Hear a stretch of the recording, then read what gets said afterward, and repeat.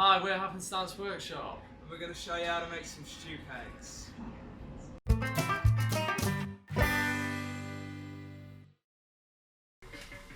Our pegs are made, we're using a compression moulding technique. So we use a mould like this, made from aluminium. This one's been CNC'd, and you can see on the inside there where it's been cut out.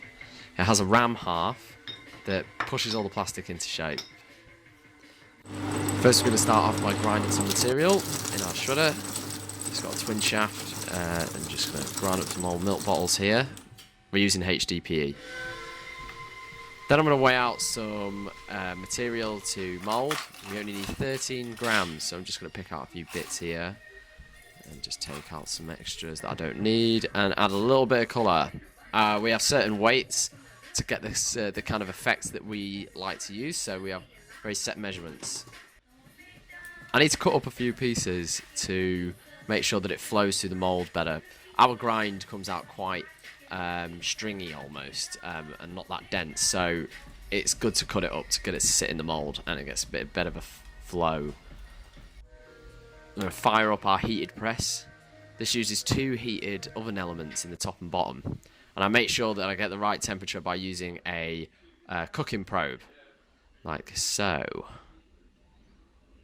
And when the temperature gets to where I want it to go to, which is 130 degrees, that's when we start applying some pressure so that plastic can get really hot and start flowing through the mould properly. So here's the two halves. You can see the plastic there is sitting quite high on the mould, so I want that to sink down a little bit. If it was cut up more, it'd probably sit better in there. So we're getting pretty close now. So I can put the two mould halves together and the ram will squeeze all that plastic through. We used a bench vise as the kind of pressure maker on this machine. Once it's fully closed and the two halves are compressed, I know that it's all complete. This is what it looks like when it comes out of the mould. You can see all those, all the gooey plastic coming out the sides there, so I know that it's spreading everywhere and it should have filled up the mould properly. I'm going to apply a clamp just to keep that pressure contained while I shock cool it under some water. Make sure you wear gloves. Alright, just under the tap. Make sure that that's room temperature so that the part's completely cured. I've got little holes in the bottom of the mould, just the bottom half, so I can tap a bolt through and smash the other half out. Sometimes it can get extremely tight. And there you can see the peg just sitting there on the mould piece, but it's quite stuck down. There's a little bit of what we call flash on the outside that I'm going to cut off now. Once the flash is gone, it should just pop straight off like that. Yeah, there we go.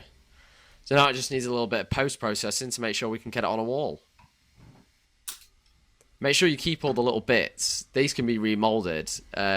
Maybe not, you can't get them in the same colour consistency, but they're good to keep. Every little tiny bit can always be reused. So I've got this little jig for marking out my holes, just made from a bit of plywood.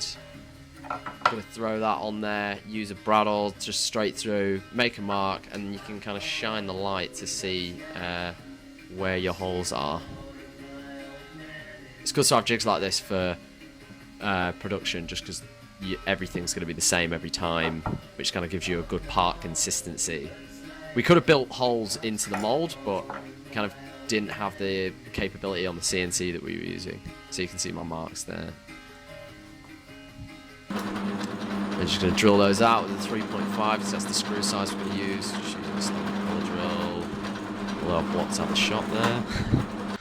And even these little pieces here, the cut-offs here, these can be reused, so I'll throw them into a little bowl, and then I'll use those again, melt those up, rather than just using raw plastic every time.